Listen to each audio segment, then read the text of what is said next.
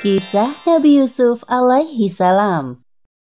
Kisah ini diceritakan dalam Al-Quran, surat Yusuf ayat 4 hingga 15. Ketika Yusuf kecil menceritakan mimpinya kepada Nabi Yakub, bertambah pula kecintaannya kepada Yusuf. Hal ini menimbulkan rasa iri dalam diri kakak-kakak Yusuf. Menurut mereka, Nabi Yakub lebih sayang kepada Yusuf dibanding mereka. Atas dasar rasa iri karena perlakuan sang ayah, kakak-kakak Yusuf yang berjumlah 10 orang berencana untuk memisahkan sang ayah dengan Yusuf. Yusuf adalah putra dari Nabi Yakub alaihi salam dari istrinya yang bernama Rahil. Dari pernikahannya dengan Rahil, lahir 2 orang anak laki-laki, yaitu Yusuf dan Bunyamin.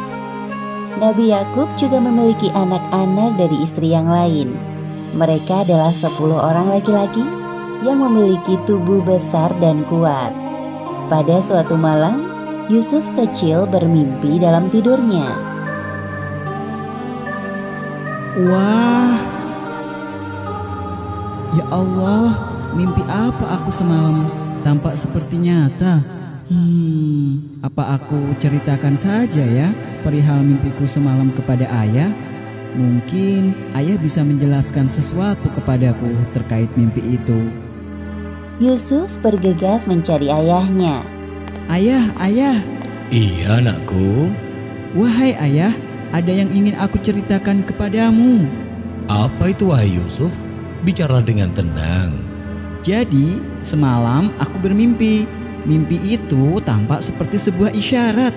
Apakah engkau bisa menafsirkan mimpi itu, wahai ayah? Memangnya apa yang engkau mimpikan semalam, wahai anakku? Sesungguhnya aku bermimpi melihat 11 buah bintang, matahari, dan bulan. Kulihat semuanya sujud kepadaku. Nabi Yakub terdiam mendengarkan cerita Yusuf dan kemudian tersenyum. Hai anakku, janganlah kamu ceritakan mimpimu itu kepada saudara-saudaramu. Maka mereka akan membuat makar atau untuk membinasakanmu. Sesungguhnya, syaitan itu adalah musuh yang nyata bagi manusia. Mimpi Yusuf tersebut merupakan sebuah isyarat kenabian, seperti yang disebutkan dalam Al-Quran, surat Yusuf ayat 6. Dan demikianlah Tuhanmu memilih kamu untuk menjadi nabi, dan diajarkannya kepadamu sebahagian dari takbir mimpi-mimpi, dan disempurnakannya nikmatnya kepadamu dan kepada keluarga Yakub, sebagaimana dia telah menyempurnakan nikmatnya kepada 2 orang bapakmu sebelum ini, yaitu Ibrahim dan Ishak. Baiklah ayah, aku akan merahasiakan tentang ini. Tapi apa maksud dari mimpiku itu? Satu hal yang harus engkau ketahui, anakku, bahwa Allah telah menyiapkan kehidupan yang mulia untukmu kelak. Nabi Yakub mencium kening Yusuf dengan penuh rasa cinta. Setelah peristiwa itu, kecintaannya kepada Yusuf semakin bertambah. Ia sadar bahwa Yusuf kelak akan meneruskan perjuangan dakwahnya. Kepribadian Yusuf yang menyenangkan menambah kehangatan dalam keluarga Yakub. Namun hal tersebut tidak berlaku bagi kakak-kakak Yusuf. Yusuf, itu lucu sekali. Lucu kan ayah? Iya bener kak, cerita itu lucu sekali. Kepribadian Yusuf yang sopan, patuh dan menyenangkan menimbulkan rasa iri di hati kakak-kakaknya. Mereka beranggapan bahwa ayahnya pilih kasih terhadap Yusuf. Apa sih yang mereka tertawakan? Kelihatannya seru sekali. Engkau seperti tidak tahu saja. Yusuf itu pintar sekali mengambil hati ayah kita. Iya benar, apalagi ayah selalu tampak bahagia saat bersama dengan Yusuf. Berbeda saat bersama dengan kita. Kalau dipikir-pikir, tidak ada yang bisa dibanggakan dari Yusuf selain dari tampangnya yang kebetulan tampan itu. Memang sih Yusuf itu tampan, tapi bukan berarti ayah jadi lebih menyayanginya. Ya, benar. Itu tidak adil namanya. Pada suatu malam, kakak-kakak Yusuf yang berjumlah 10 orang mengadakan rapat rahasia. Mereka mencari cara untuk memisahkan Nabi Yakub dengan Yusuf. Sesungguhnya Yusuf dan saudara kandungnya Bunyamin lebih dicintai oleh ayah kita daripada kita sendiri. Padahal kita ini adalah satu golongan yang kuat. Sesungguhnya ayah kita adalah dalam kekeliruan yang nyata. Benar sekali, wahai saudaraku. Ayah seolah-olah tidak ingat bahwa kita lebih kuat dan cekatan dalam bekerja. Lantas, apa yang sekarang harus kita lakukan, wahai saudaraku? Bagaimana jika kita bunuh saja Yusuf? Atau kita buang ke tempat yang jauh agar perhatian ayah tidak melulu kepadanya. Kemudian setelah itu kita bertaubat kepada Allah. Sebentar. Aku tidak setuju jika kita membunuh Yusuf. Dia itu adik kita, apalagi ayah kita seorang nabi. Rasanya tidak pantas. Bagaimana jika kita masukkan dia ke dalam sumur agar nanti Yusuf dipungut oleh para musafir dan dijual oleh mereka? Bagaimana, saudara-saudara? Wah, itu ide yang bagus. Ya, kami setuju usulan itu. Iya benar, setuju. Ya, setuju. Malam hari itu juga, perwakilan dari kakak-kakak Yusuf menghadap kepada Nabi Yakub. Wahai ayah, kami ada satu permintaan. Bolehkah kami mengajak Yusuf pergi untuk bermain besok? Untuk apa mengajak Yusuf? Dia masih kecil. Wahai ayah kami, apa sebabnya kamu tidak mempercayai kami terhadap Yusuf? Padahal sesungguhnya kami adalah orang-orang yang mengingini kebaikan darinya. Sebenarnya timbul kecurigaan di dalam benak Nabi Yakub. Beliau merasa ada yang aneh dengan ajakan yang tiba-tiba ini. Sebenarnya ayah berat untuk melepaskan Yusuf bersama kalian. Biarkanlah ia pergi bersama kami besok pagi, agar dia dapat bersenang-senang dan dapat bermain-main. Dan sesungguhnya kami pasti menjaganya. Nabi Yakub masih saja terdiam. Beliau punya firasat buruk tentang kakak-kakak Yusuf yang bisa saja mencelakai adiknya. Sesungguhnya kepergian kamu bersama Yusuf amat menyedihkanku. Dan aku khawatir kalau dia dimakan serigala, sedang kamu lengah daripadanya. Jika ia benar-benar dimakan serigala, sedang kami golongan yang kuat, sesungguhnya kami kalau demikian adalah orang-orang yang merugi. Benar yang dikatakannya, wahai ayah, engkau tidak perlu khawatir. Kami ini bersepuluh akan menjaga Yusuf dengan baik. Baiklah, kalau begitu, aku izinkan Yusuf ikut bersama kalian. Jaga diri kalian baik-baik. Keesokan harinya, Semoga Allah SWT selalu menjaga anak-anakku dimanapun mereka berada. perjalanan pun dimulai. Kak, kita ini mau kemana? Kenapa tidak sampai-sampai dari tadi? Sudahlah Yusuf, bersabarlah. Sebentar lagi kita juga sampai. Nanti puaslah engkau bermain di sana. Baiklah. Yusuf sangat berhati mulia. Tidak ada prasangka buruk dalam hatinya. Bahwasanya saudara-saudaranya telah menyiapkan rencana jahat. Perjalanan tiba-tiba berhenti. Wahai Yusuf, tahukah engkau maksud kami sebenarnya membawamu ke tempat ini? Ada apa ini? Telah lama kami menantikan hari bahagia ini. Apa maksudnya, Kak? Aku tidak tahu apa-apa. Setelah ini engkau akan tahu. Cepat, lepas bajunya. Jangan, Kak. Apa salahku? Semenjak engkau lahir, ayah mengabaikan kehadiran kami dan semua itu adalah kesalahanmu, wahai Yusuf. Cepat, ikat tangannya. Itu sama sekali tidak benar, Kak. Ayah sangat menyayangi. Belum selesai Yusuf membela dirinya, kakak-kakaknya memasukkannya ke dalam sumur. Kak, tolong. Rasakan kau, selamat tinggal adikku tersayang. Sekarang kita tinggal bawa baju Yusuf ini dengan lumuran darah kambing agar ayah percaya bahwa Yusuf telah meninggal dimakan serigala. Baik, ayo kita segera pergi dari tempat ini sebelum ada orang lain yang melihat. Ayo. Sepeninggal kakak-kakaknya, Yusuf meringkuk di dalam sumur sambil terus berdoa kepada Allah. Seperti yang disebutkan dalam Al-Quran, surat Yusuf ayat 15. Dan di waktu dia sudah di dalam sumur, kami wahyukan kepada Yusuf Sesungguhnya kamu akan menceritakan kepada mereka perbuatan mereka ini, sedang mereka tiada ingat lagi. Kisah ini disebutkan dalam Al-Quran, surat Yusuf ayat 16 hingga 20.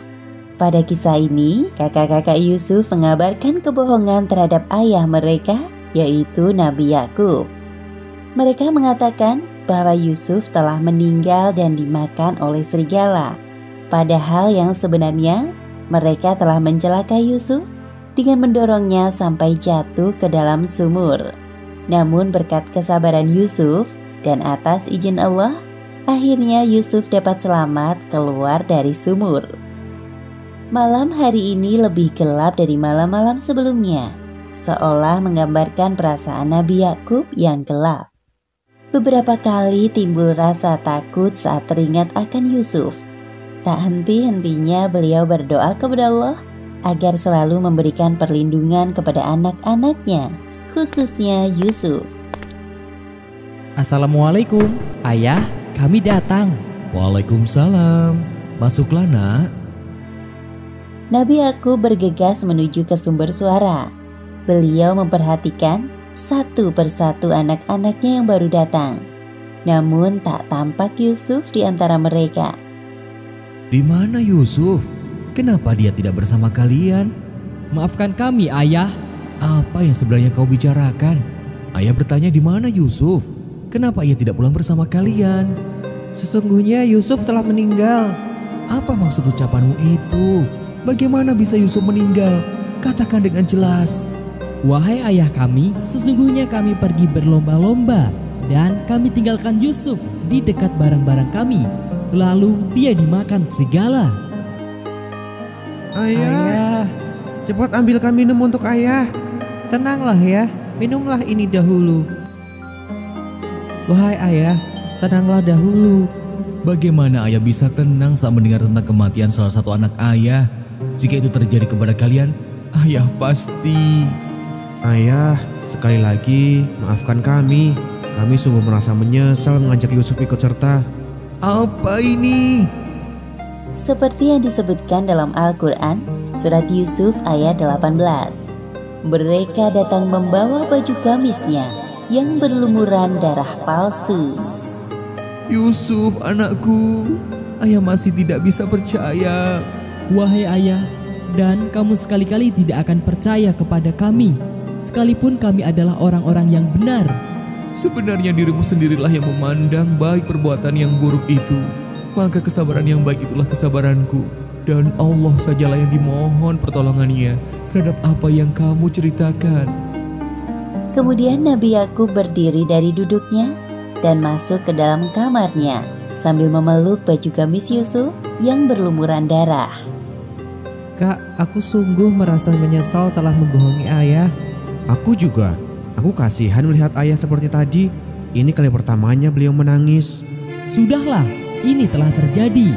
Lagi pula, hal ini sesuai rencana kita, walau harus membuat ayah bersedih. Sebaiknya setelah ini kita bertaubat kepada Allah atas perbuatan yang telah kita lakukan terhadap Yusuf. Baik. Sepeninggal Yusuf, Nabi Yakub menjalani hari-harinya dengan kurang bersemangat, apalagi saat muncul rasa rindunya kepada Yusuf. Setiap hari, Nabi Yakub selalu berdoa untuk Yusuf setiap kali rasa itu muncul. Ya Allah, ya Salam, Maha Penyelamat makhluknya, hamba mohon, jikalau Yusuf masih hidup, berilah perlindungan kepadanya dimanapun ia berada. Sementara itu, keadaan Yusuf semakin mengenaskan. Meskipun begitu, Yusuf tetap sabar dan terus berdoa kepada Allah. Berkat kesabarannya, Allah menolong Yusuf dari sumur lewat perantara para musafir. Hei, lihat, di sana ada sumur. Siapa tahu ada air di dalamnya. Baiklah, kita istirahat dulu di dekat sana. Aku juga sangat kehausan dari tadi. Berat sekali. Wahai saudaraku, mengapa kalian hanya duduk tanpa membantuku sama sekali? Memangnya berat sekali mengangkat air dari sumur itu. Hah? Oh, kabar gembira. Ini seorang anak muda. Ada apa wahai saudaraku? Mengapa engkau berisik sekali? Hei, kalian, tolong bantu aku mengeluarkan anak ini. Para musafir itu bersama-sama menolong Yusuf keluar dari sumur. Setelah kenyang meneguk air sumur, mereka meneruskan perjalanan. Sedangkan Yusuf ikut serta bersama, seperti yang disebutkan dalam Al-Quran, surat Yusuf ayat 19. Kemudian mereka menyembunyikan dia sebagai barang dagangan, dan Allah Maha mengetahui apa yang mereka kerjakan. Ramai sekali pasar ini. Wahai saudaraku, sepertinya anak muda ini dapat kita jual di sini. Ya, aku sedang mencari siapa kira-kira pembeli yang cocok. Pada masa Mesir kuno, bukan hal yang aneh melihat anak seumuran Yusuf bekerja atau diperjualbelikan sebagai budak. Coba lihat, bangsawan itu sepertinya dia sedang mencari sesuatu. Wahai saudaraku, coba engkau tawarkan kepadanya. Baiklah, akan aku coba. Kalian tunggu di sini. Wahai Al-Aziz, aku perhatikan dari tadi. Sepertinya engkau sedang mencari sesuatu. Aku punya seorang budak.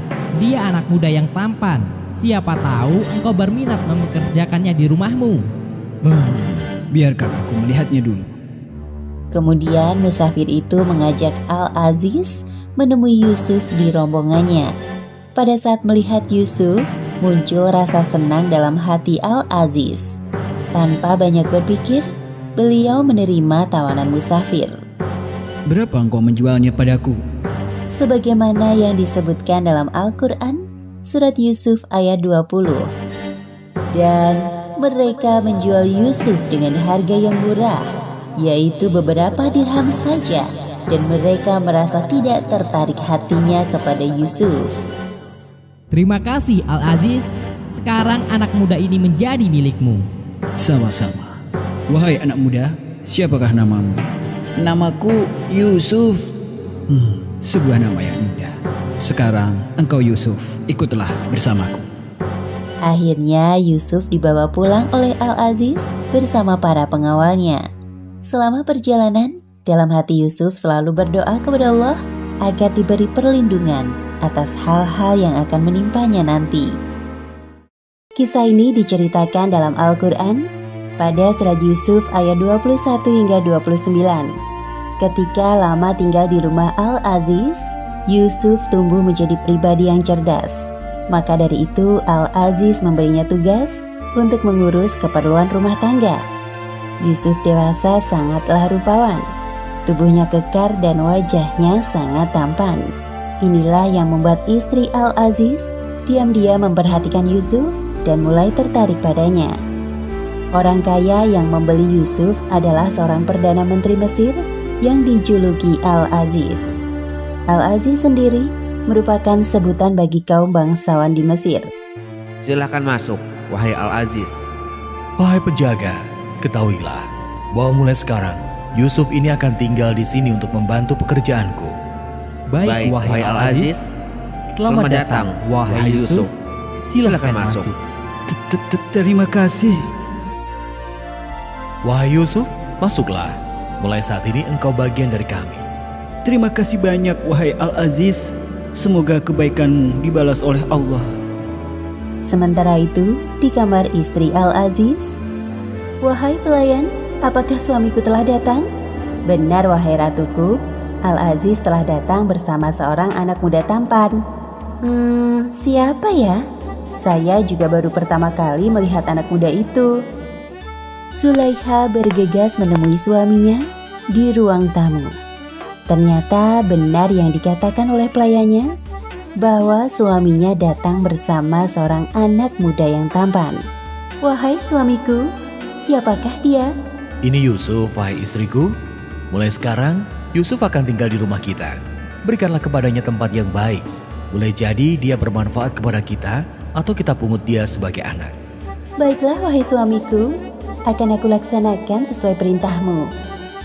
Tak perlu waktu lama bagi Yusuf menyesuaikan diri dengan kehidupan di sana. Selain bekerja, Yusuf juga belajar berbagai ilmu.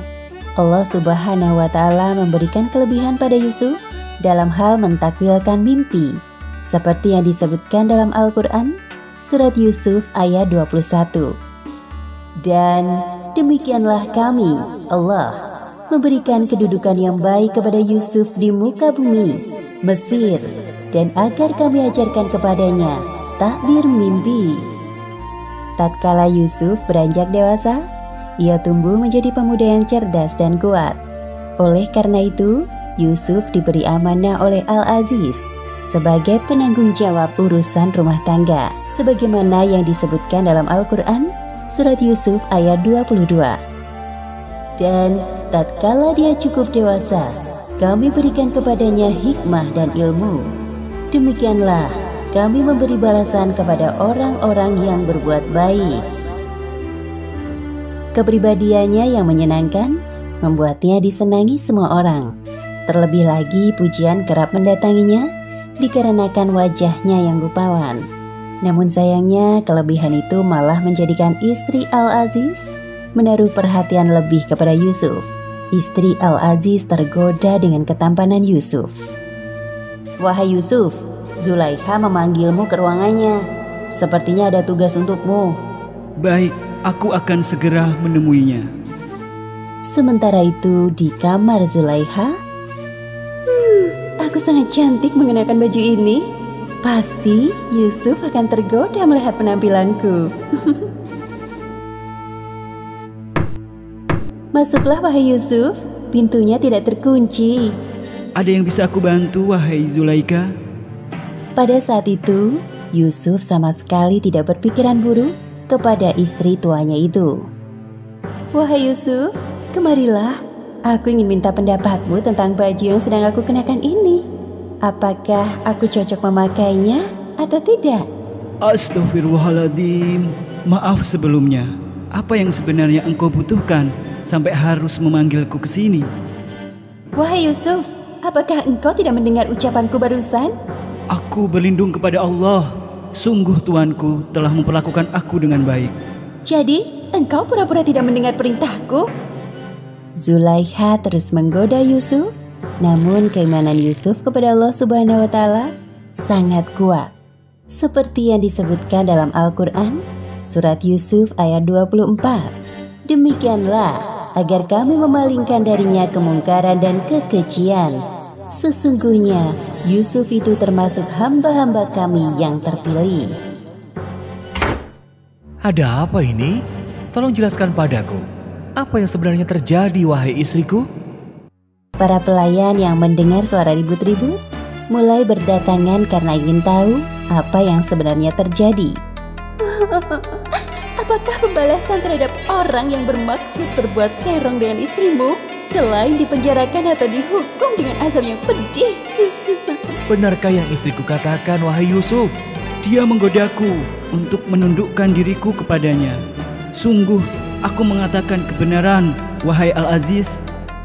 Al-Aziz mendengarkan penjelasan kedua belah pihak dengan teliti.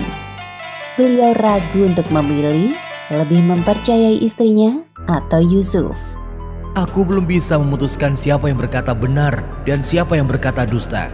Karena posisiku tidak berada di rumah sebelum ini, maka aku butuh penjelasan dari saksi di rumah ini. Wahai pelayan, katakan pendapatmu tentang masalah ini. Pelayan sebelumnya yang diutus Zulaikha untuk memanggil Yusuf memberikan kesaksiannya di hadapan semua orang. Wahai Al-Aziz, jika baju gamisnya koyak di muka, maka wanita itu benar dan Yusuf termasuk orang-orang yang dusta. Dan jika baju gamisnya koyak di belakang, maka wanita itulah yang dusta dan Yusuf termasuk orang-orang yang benar. Wahai Yusuf, coba aku lihat baju gamismu. Zulaikha tidak bisa lagi menyembunyikan kebohongan di hadapan suaminya atas bukti yang ada. Wahai istriku, sesungguhnya kejadian itu adalah tipu daya kamu. Sesungguhnya tipu daya kamu adalah besar. Maafkan aku, wahai suamiku. Aku hilaf. Wahai Yusuf, berpalinglah dari ini. Terima kasih banyak atas kebijakanmu, wahai Al-Aziz. Dan kamu, wahai istriku, mohon ampunlah atas dosamu itu, karena kamu sesungguhnya termasuk orang-orang yang berbuat salah. Kisah ini diceritakan dalam Al-Quran, tepatnya pada surat Yusuf, ayat 30 hingga 34. Setelah tuduhan Zulaikha terhadap Yusuf terbukti tidak benar, Al-Aziz meminta Yusuf untuk bungkam. Meskipun Yusuf tidak pernah buka suara, berita memalukan tentang Zulaikha menggoda Yusuf telah menjadi perbincangan para wanita di kota Mesir. Akhirnya demi menghindari fitnah, Yusuf memilih tinggal di dalam penjara selama beberapa waktu. Menginjak usia dewasa, Yusuf diangkat oleh Allah Subhanahu wa Ta'ala menjadi seorang nabi. Beliau ditugaskan untuk melanjutkan risalah kenabian dari ayahnya, yaitu Nabi Yakub, dan dari kakeknya, yaitu Nabi Ishak. Sebagaimana yang disebutkan dalam Al-Quran, surat Yusuf ayat 6. Dan demikianlah Tuhanmu memilih kamu untuk menjadi nabi, dan diajarkannya kepadamu sebahagian dari takbir mimpi-mimpi, dan disempurnakannya nikmatnya kepadamu dan kepada keluarga Yakub, sebagaimana dia telah menyempurnakan nikmatnya kepada dua orang bapakmu sebelum ini, yaitu Ibrahim dan Ishak. Sesungguhnya Tuhanmu maha mengetahui lagi maha bijaksana. Menurut pandangan manusia, Nabi Yusuf memiliki fisik yang sempurna. Bahkan istri seorang pembesar tergila-gila dengan ketampanan Nabi Yusuf. Namun dengan segala kelebihan fisiknya tersebut, tidak membuat Nabi Yusuf sombong. Beliau tidak pernah memanfaatkan ketampanannya untuk sesuatu yang mudorot. Apa? Istri Al-Aziz menggoda budaknya? Apa aku tidak salah dengar? Berita itu benar. Aku mendengarnya langsung dari salah satu pelayan yang bekerja di rumah Al-Aziz. Dasar wanita tidak tahu diri. Padahal sudah bersuami, masih saja. Kabarnya budaknya itu sangat tampan. Oleh sebab itu Zulaikha terpikat. Aku jadi penasaran. Benarkah itu? Wah, apa benar itu? Para wanita di Mesir semakin bersemangat mencari informasi tentang Yusuf. Namun tidak ada satupun yang berhasil melihat Yusuf secara langsung. Sementara itu di kediaman Al-Aziz, wahai pelayan, apakah para wanita di luar sana sedang membicarakanku? Saya belum keluar rumah hari ini, jadi tidak tahu berita apa yang sedang ramai diperbincangkan. Sudahlah, jujur saja, aku tahu engkau sedang menutupi sesuatu. Pelayan Zulaikha merasa tidak enak hati mengungkapkan hal yang sebenarnya. Namun ketika terus didesak oleh tuannya, akhirnya dia mengatakan yang sebenarnya. Sejujurnya iya, mereka penasaran dengan ketampanan Yusuf yang membuatmu berani berbuat nekat. Oh, jadi begitu. Lancang sekali mereka membicarakanku di belakang. Lihat saja nanti, aku akan hadirkan Yusuf di hadapan mereka, biar mereka tahu rasa karena telah menghinaku. Keesokan harinya, Zulaikha mengadakan jamuan makan siang di rumahnya. Seperti yang telah disebutkan dalam Al-Quran, surat Yusuf ayat 31. Maka tatkala wanita itu, Zulaikha, mendengar cercaan mereka, diundanglah wanita-wanita itu, dan disediakannya bagi mereka tempat duduk, dan diberikannya kepada masing-masing mereka sebuah pisau untuk memotong jamuan. Mari silakan, dicicip buah-buahannya, masih segar dan baru dipetik tadi pagi oleh pelayan kami. Terima kasih atas kebaikan hatimu, wahai Zulaikha. Saat para tamu wanita asyik mengupas buah-buahan, Zulaikha memanggil Yusuf. Wahai Yusuf, keluarlah sebentar, nampakkan dirimu kepada mereka. Maka tatkala wanita-wanita itu melihatnya, mereka kagum kepada keelokan rupanya, dan mereka melukai jari tangannya. Maha sempurna Allah, ini bukanlah manusia. Sesungguhnya ini tak lain hanyalah malaikat yang mulia.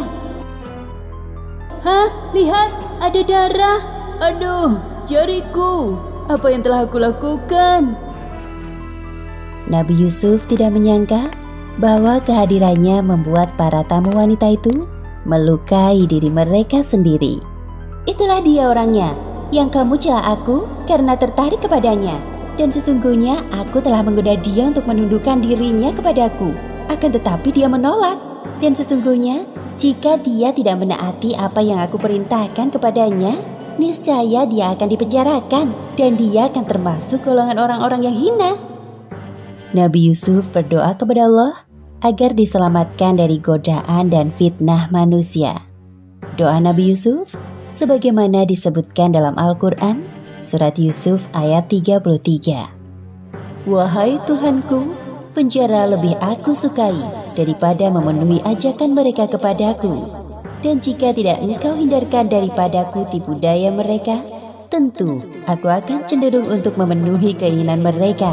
Dan tentulah aku termasuk orang-orang yang bodoh. Kemudian Allah menjawab doa Nabi Yusuf sebagaimana disebutkan dalam Al-Quran, surat Yusuf ayat 34. Maka Tuhannya memperkenankan doa Yusuf dan dia menghindarkan Yusuf dari tipu daya mereka.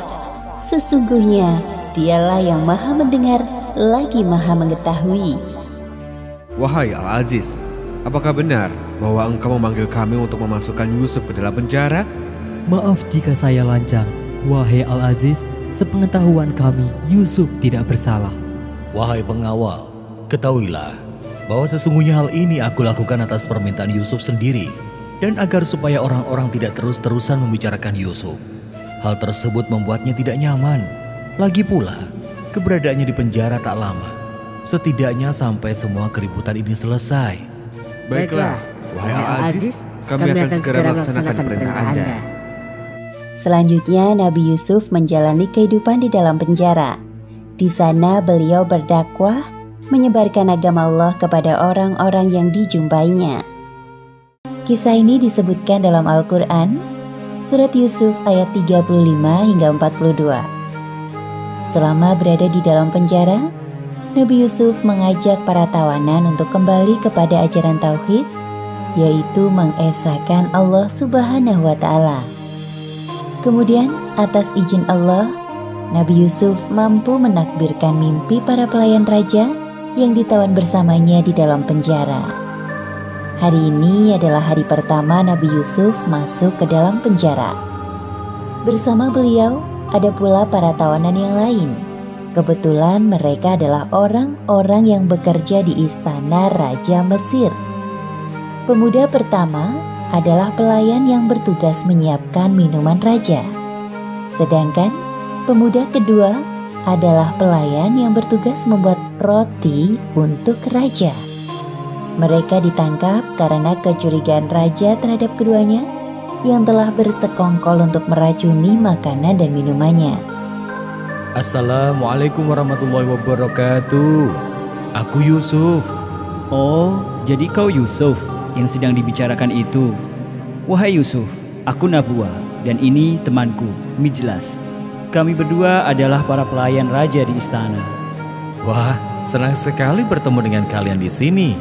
Selain wajahmu tampan, engkau juga ramah, wahai Yusuf. Padahal kita kan baru pertama kali bertemu di tempat yang kurang mengenakan ini. Terima kasih atas pujianmu, wahai saudaraku.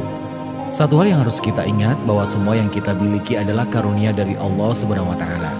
Apalagi sebagai sesama makhluk Allah di bumi ini, hendaknya kita saling mengenal satu sama lain. Saat Nabi Yusuf beribadah kepada Allah, kedua temannya itu diam-diam membicarakannya sambil berbisik-bisik agar Yusuf tidak mendengar percakapan mereka. Ternyata berita itu benar ya. Budak Al-Aziz itu sangat tampan. Pantas saja istri Al-Aziz tertarik dengannya. Tapi sekarang aku jadi bingung. Kalau memang Yusuf tidak bersalah, mengapa dia yang harus masuk penjara? Entahlah, mungkin ada alasan lain yang kita tidak tahu. Terlebih lagi, untuk kasus kita ini, Raja tidak berhak menghukumku karena aku tidak berusaha mencelakainya dengan makanan yang telah biasa beliau makan pula. Percuma saja kau membela diri di sini. Aku pun juga merasa tidak bersalah. Namun, kita bisa apa?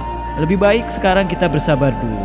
Jikalau memang kita terbukti tidak bersalah, pasti Raja akan membebaskan kita.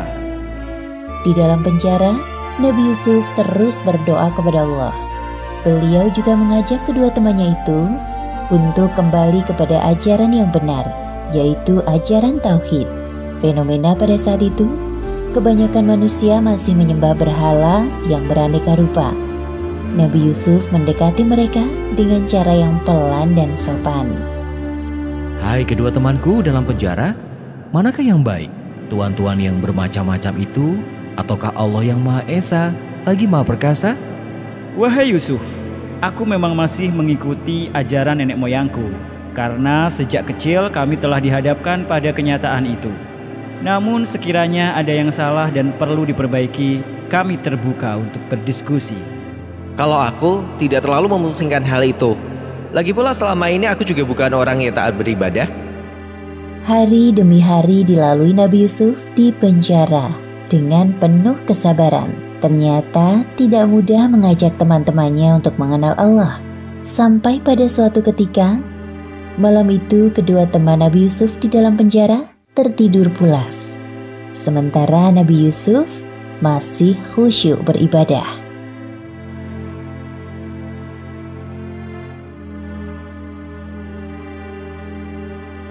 Keesokan harinya, kedua pelayan raja itu terbangun sambil termenung.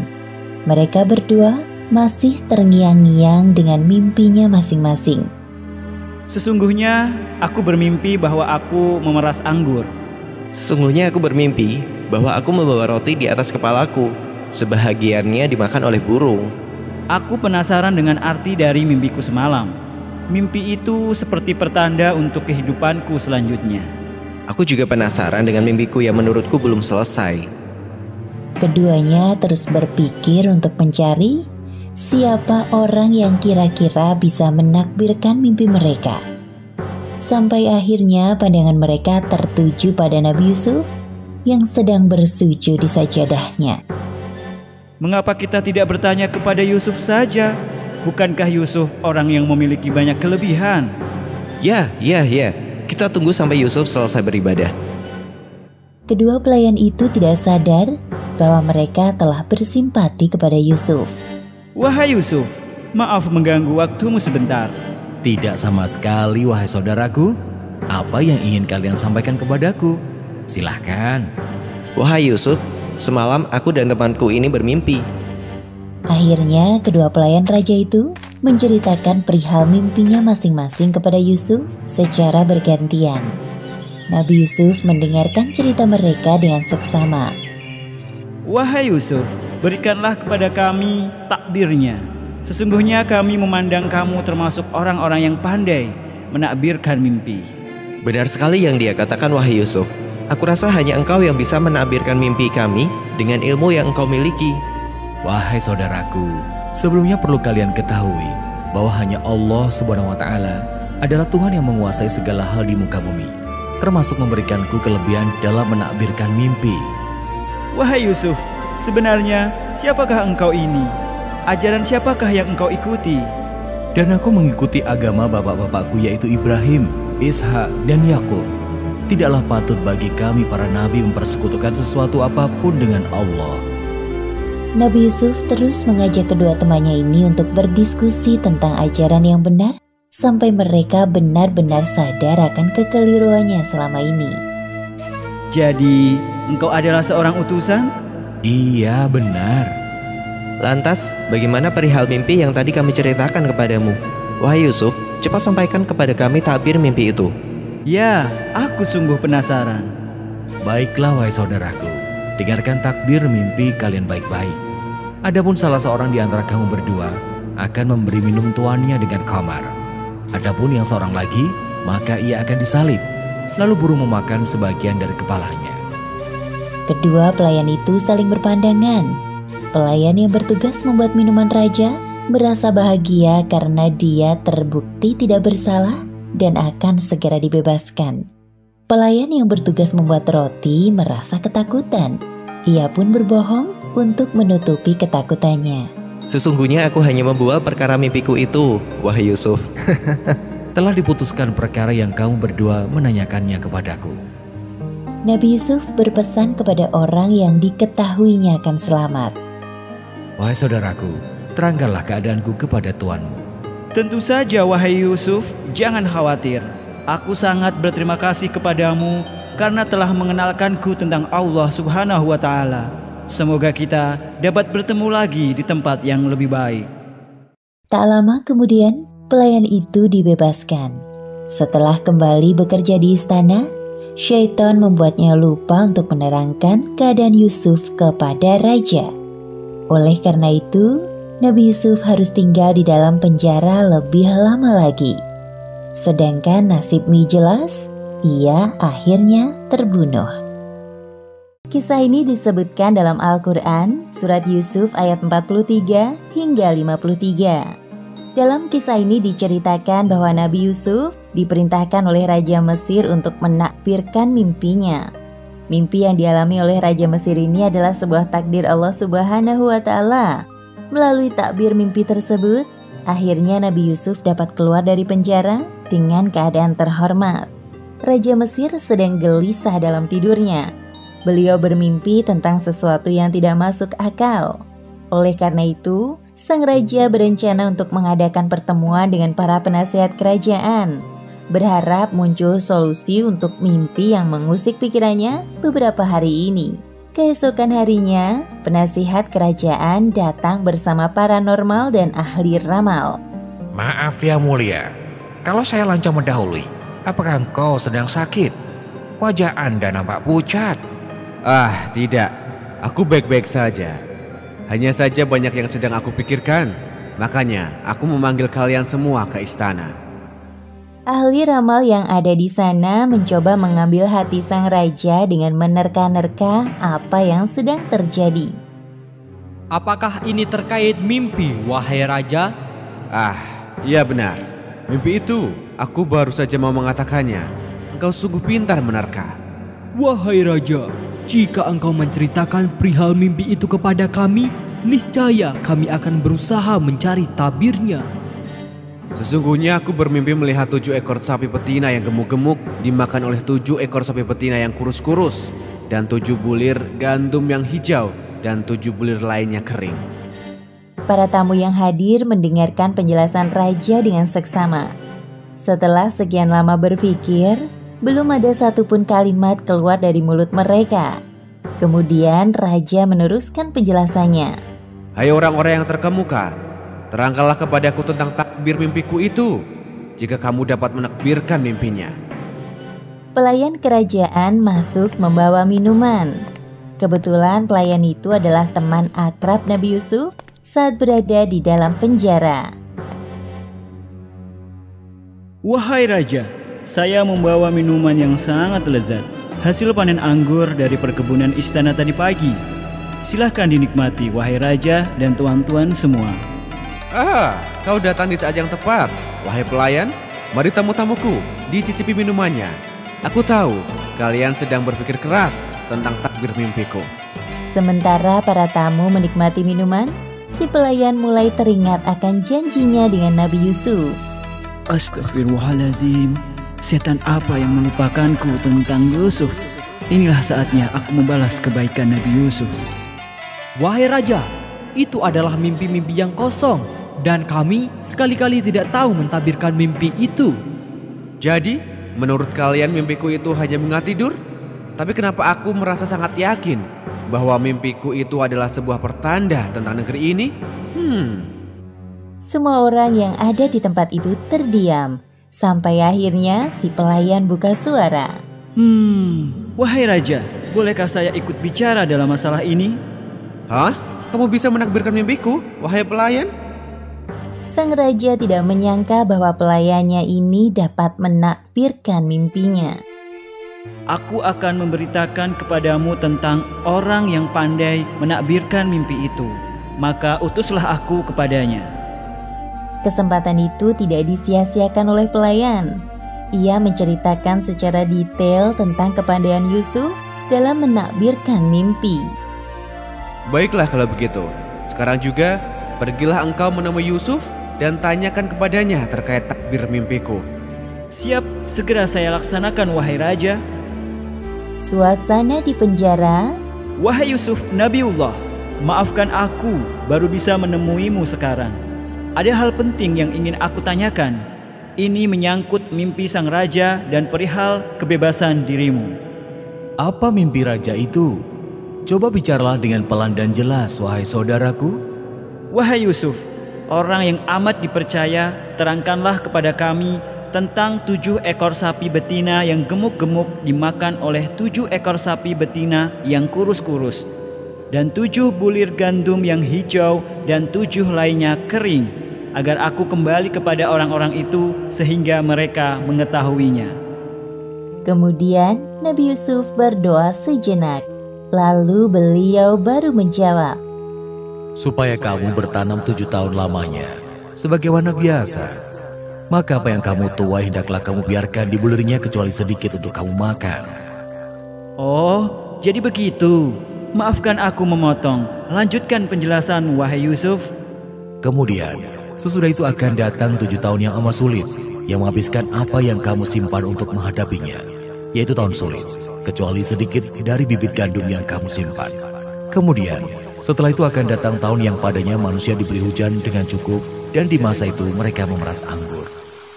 Penjelasan Nabi Yusuf terkait takbir mimpi raja tersebut terdapat dalam Al-Quran, surat Yusuf ayat 47 hingga 49. Wah, sempurna sekali penjelasanmu. Terima kasih banyak, wahai Yusuf. Pasti setelah ini raja akan segera membebaskanmu. Wahai saudaraku, jangan lupa bahwa kesempurnaan itu hanya milik Allah. Hehehe, iya, kesempurnaan itu hanya milik Allah. Kemudian pelayan itu bergegas kembali ke istana dan menceritakan kepada raja terkait takbir mimpinya. Raja pun terlihat sangat puas mendengarkan penjelasan Nabi Yusuf yang disampaikan oleh pelayannya. Wahai pengawal, bawalah Yusuf kepadaku. Siap, laksanakan. Maka tatkala kedua pengawal itu datang kepada Nabi Yusuf, beliau mengajukan sebuah syarat sebelum dibebaskan. Kembalilah kepada tuanmu dan tanyakanlah kepadanya, bagaimana halnya wanita-wanita yang telah melukai tangannya. Sesungguhnya Tuhanku Maha mengetahui tipu daya mereka. Baiklah, wahai Yusuf, kami akan segera kembali. Terima kasih, wahai pengawal. Telah menjadi kewajiban kami menjaga engkau, wahai Yusuf. Sesampainya di istana, pengawal menceritakan kepada raja syarat yang diminta oleh Nabi Yusuf. Baiklah, kalau itu permintaan Yusuf. Wahai pengawal, sekarang juga aku perintahkan kalian untuk mengundang para wanita yang melukai tangannya itu, termasuk istri Al-Aziz. Baik, kami akan segera menghadirkan mereka semua ke hadapanmu, wahai raja. Keesokan harinya, para undangan berdatangan. Bagaimana keadaanmu ketika kamu menggoda Yusuf untuk menundukkan dirinya kepadamu? Maha sempurna Allah, kami tiada mengetahui sesuatu keburukan daripadanya.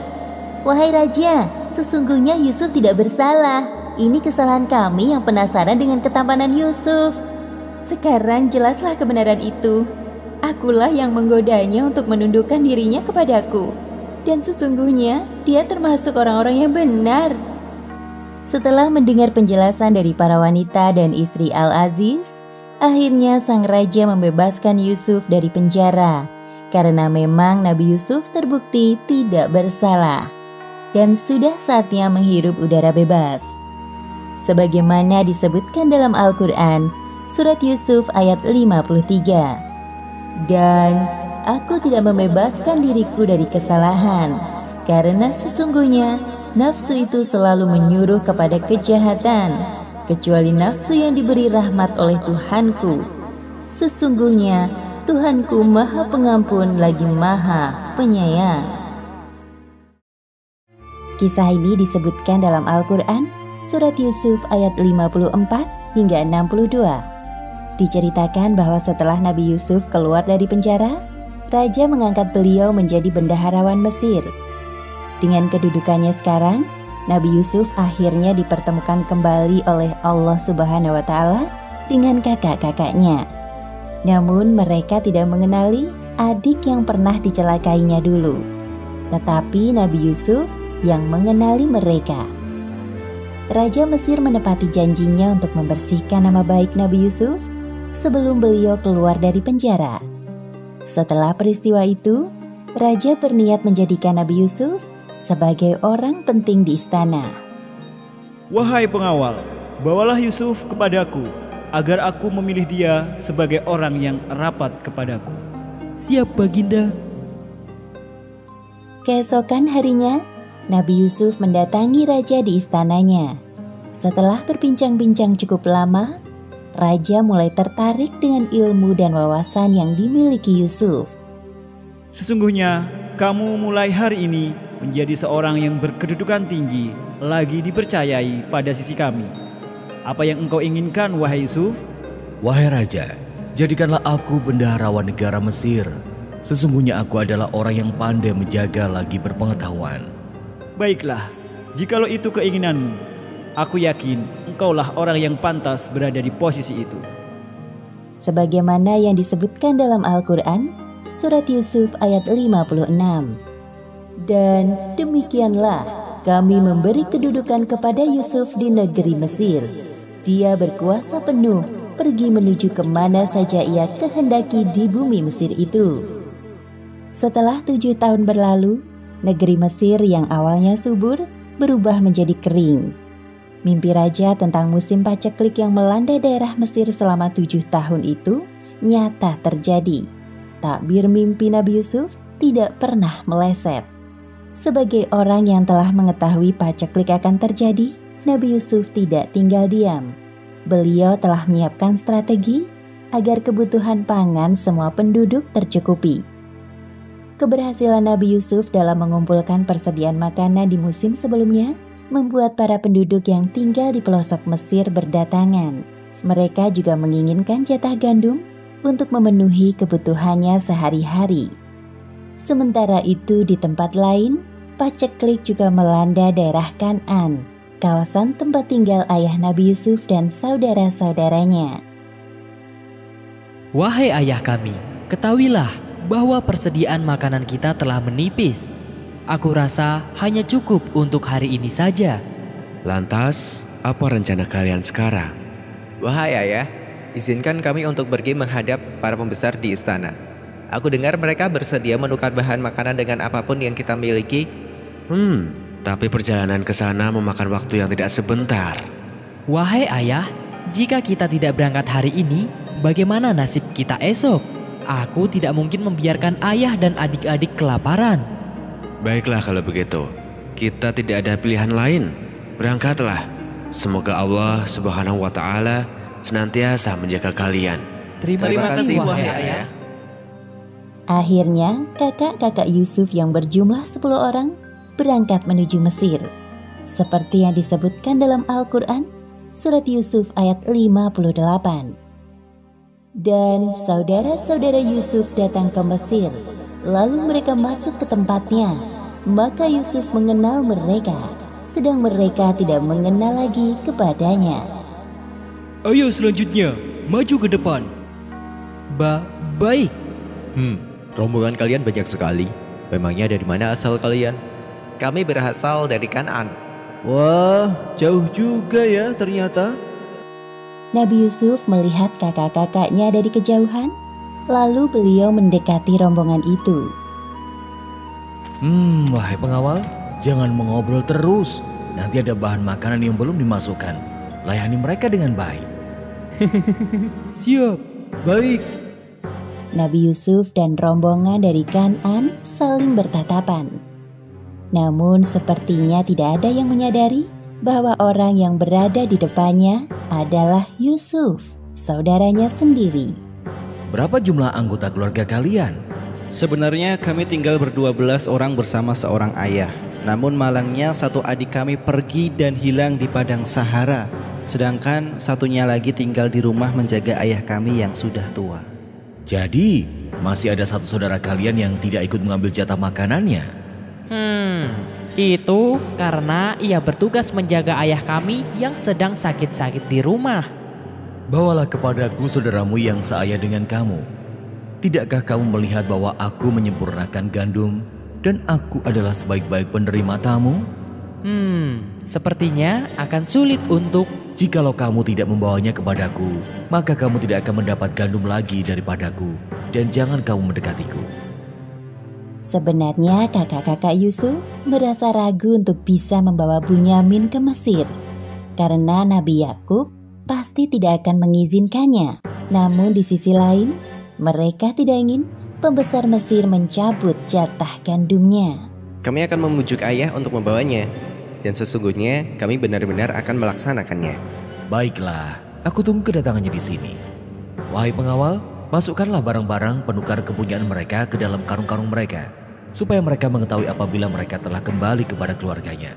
Mudah-mudahan mereka kembali lagi. Baik. Siasat tersebut dilakukan Nabi Yusuf sebelum para rombongan dari Kan'an pulang, agar nantinya mereka bersedia kembali lagi ke Mesir dengan membawa Bunyamin. Wahai Tuan yang sangat mulia, terima kasih banyak atas kebaikanmu kepada keluarga kami. Semoga Allah Subhanahu wa Ta'ala membalas kebaikanmu dengan pahala yang berkali-kali lipat. Kami pamit pulang. Assalamualaikum warahmatullahi wabarakatuh. Waalaikumsalam warahmatullahi wabarakatuh. Kisah ini disebutkan dalam Al-Quran, Surat Yusuf ayat 63 hingga 81. Setelah terjadi perdebatan panjang antara kakak-kakak Yusuf dengan Nabi Yakub, akhirnya dengan berat hati beliau mengizinkan Bunyamin turut serta dalam perjalanan menuju Mesir. Namun pada saat Nabi Yusuf dapat bertemu dengan adik kesayangannya itu, beliau malah menahan kepulangan Bunyamin dengan tuduhan telah melakukan pencurian. Kepulangan para kakak-kakak Yusuf disambut gembira oleh Nabi Yakub dan Bunyamin. Apalagi mereka pulang dengan selamat dan membawa banyak bahan makanan dari Mesir. Alhamdulillahirrabbilalamin. Akhirnya kalian pulang juga, anak-anakku.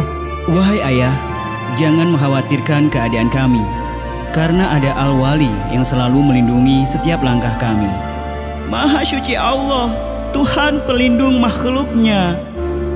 Setelah duduk melepas lelah, salah satu kakak Yusuf teringat akan pesan Tuan Pembesar Mesir untuk mengajak Bunyamin dalam perjalanan selanjutnya.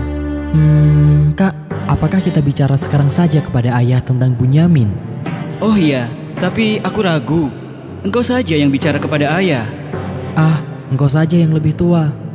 Nabi Yakub merasa ada yang disembunyikan oleh anak-anaknya. Tidak biasanya mereka berbicara sambil berbisik-bisik. Kalian ini sedang berdebat tentang apa? Kenapa bicara sampai berbisik-bisik? Takut ayah mendengarnya. Tidak ayah. Iya.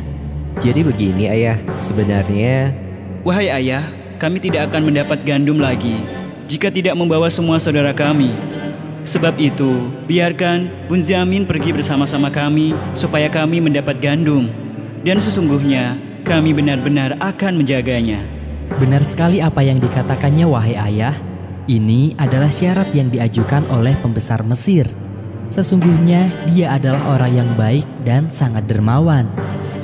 Nabi Yakub merasa heran dan keberatan dengan permintaan pembesar Mesir itu. Bagaimana aku akan mempercayakan Bunyamin kepadamu, kecuali seperti aku telah mempercayakan Yusuf kepadamu dahulu. Wahai ayah, sesungguhnya kami telah menyesal tentang itu. Ternyata dugaan mereka benar. Tidak mudah untuk membujuk ayahnya agar mengizinkan Bunyamin turut serta.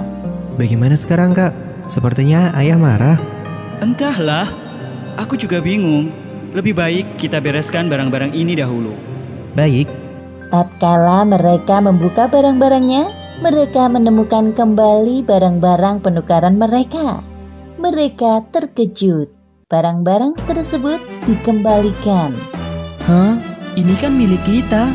Wahai ayah, ini barang penukar kita dikembalikan oleh mereka. Wahai ayah, apalagi yang kita inginkan? Ini barang-barang kita dikembalikan kepada kita. Dan kita akan dapat menghidupi keluarga dan memelihara saudara kita. Dan kita akan mendapat gandum seberat beban seekor unta.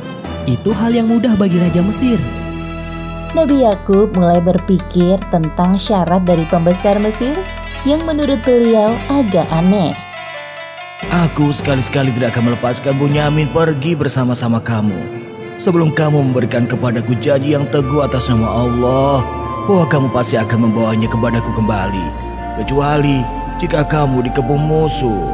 Allah adalah saksi terhadap apa yang kita ucapkan ini. Terima kasih atas izinmu, wahai ayah. Setelah beberapa minggu, persediaan makanan keluarga Yakub mulai menipis. Sekarang waktunya kakak-kakak Yusuf kembali pergi ke Mesir untuk mendapatkan gandum. Hai anak-anakku, janganlah kamu bersama-sama masuk dari satu gerbang, dan masuklah dari pintu-pintu gerbang yang berlain-lain. Baik ayah, akan kami laksanakan sesuai perintahmu. Sesampainya di istana kerajaan, seperti yang disebutkan dalam Al-Quran, surat Yusuf ayat 68. Dan tatkala mereka masuk menurut yang diperintahkan ayah mereka, maka cara yang mereka lakukan itu tiadalah melepaskan mereka sedikit pun dari takdir Allah. Wahai Yusuf, rombongan dari Kan'an telah datang. Aku hitung jumlah mereka ada 11 orang. Bagus sekali. Sambut mereka dan berikan hidangan yang lezat, serta tempatkan mereka di tempat peristirahatan yang layak. Baik, akan segera kami laksanakan. Silakan masuk tuan-tuan rombongan dari Kan'an. Sebentar lagi tuan besar kami akan datang menemui kalian. Tunggu sebentar di sini. Wah, ini sungguh mewah. Terima kasih wahai pengawal. Selamat datang para rombongan dari Kan'an. Telah lama kami menunggu kedatangan kalian. Sepertinya persediaan makanan kalian telah menipis. Benar sekali. Wahai tuan, sebelumnya kami sangat berterima kasih dan tersanjung dengan penyambutan ini.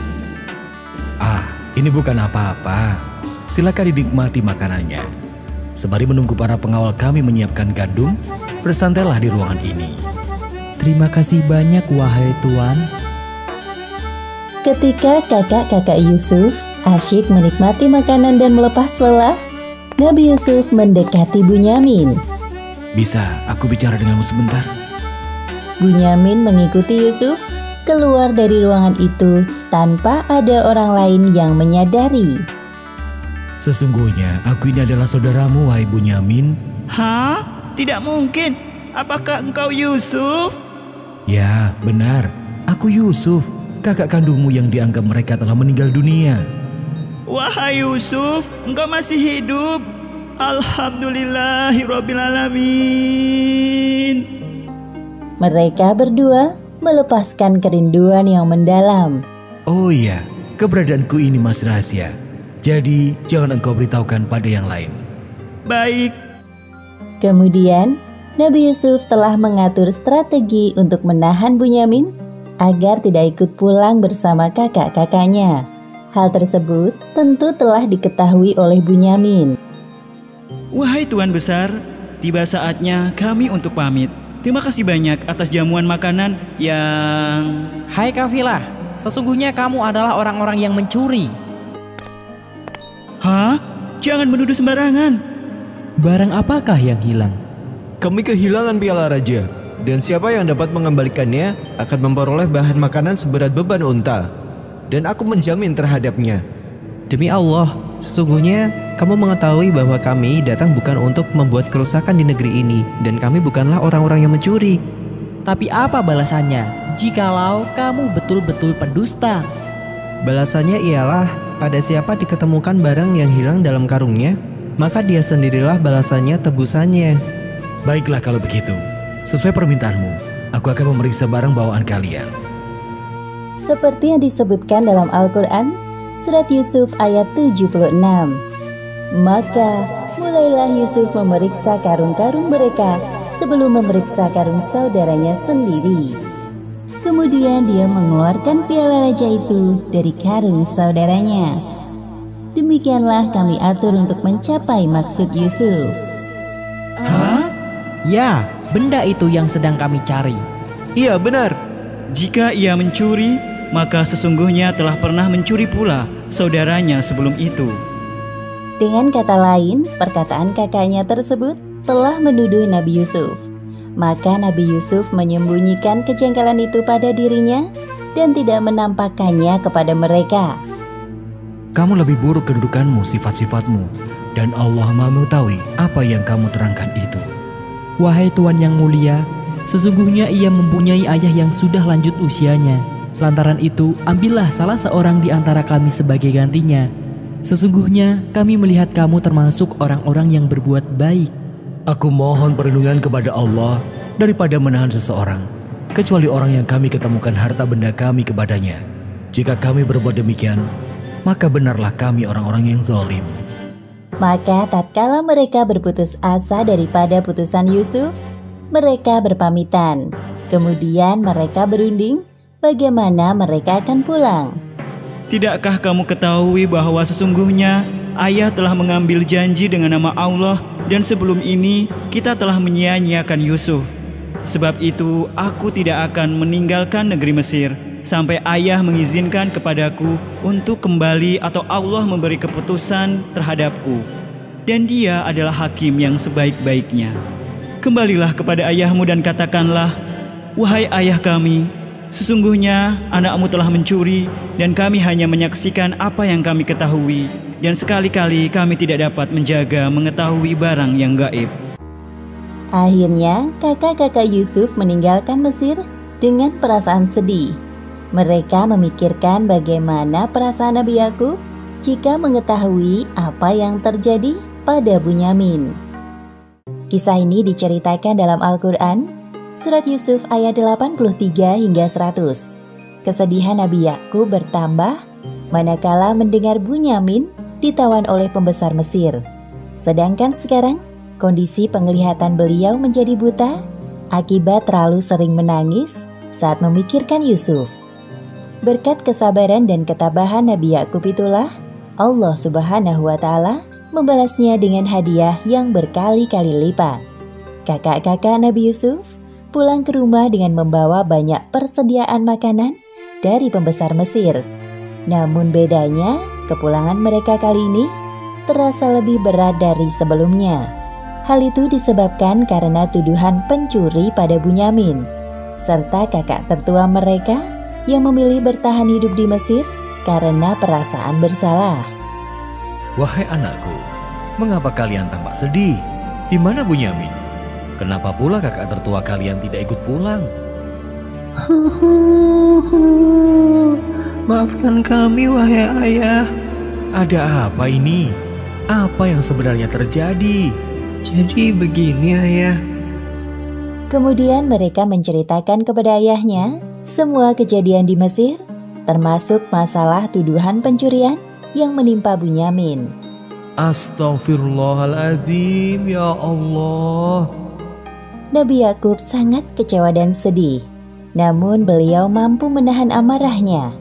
Seketika itu juga Nabi Yakub teringat kepada Yusuf. Namun ayah, kami hanya menyaksikan apa yang kami ketahui, dan sekali-kali kami tidak dapat menjaga mengetahui barang yang gaib. Hanya dirimu sendirilah yang memandang perbuatan yang buruk itu. Maka kesabaran yang baik itulah kesabaranku. Mudah-mudahan Allah mendatangkan mereka semuanya kepadaku. Sesungguhnya, Dialah yang maha mengetahui lagi maha bijaksana.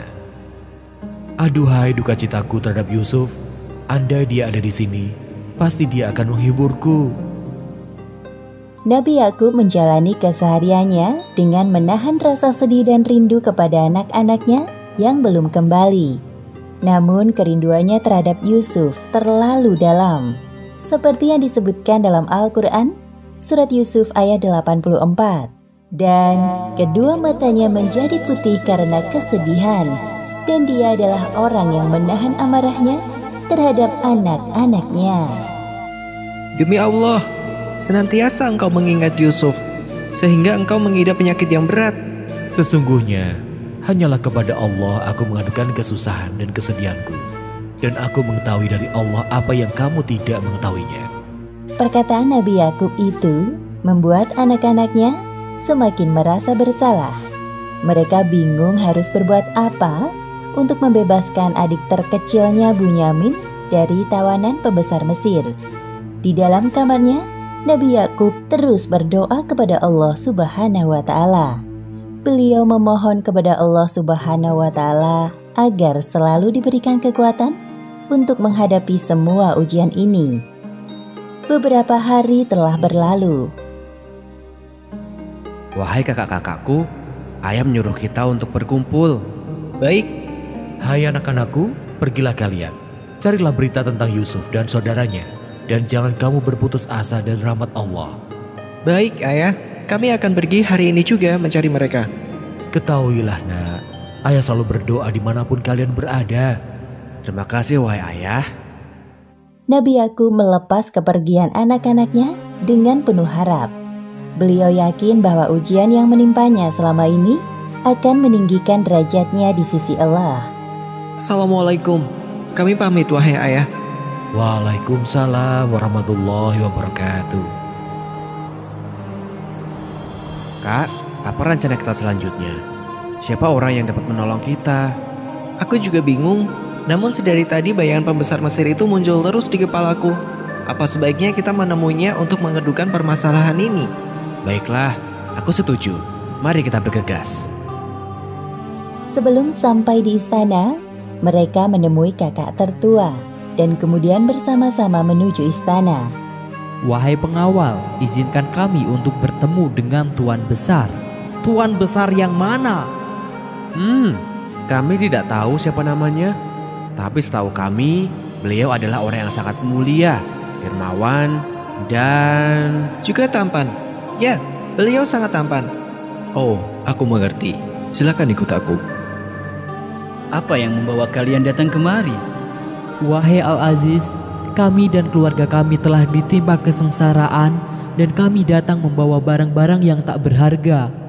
Maka sempurnakanlah gandum untuk kami dan bersedekahlah kepada kami.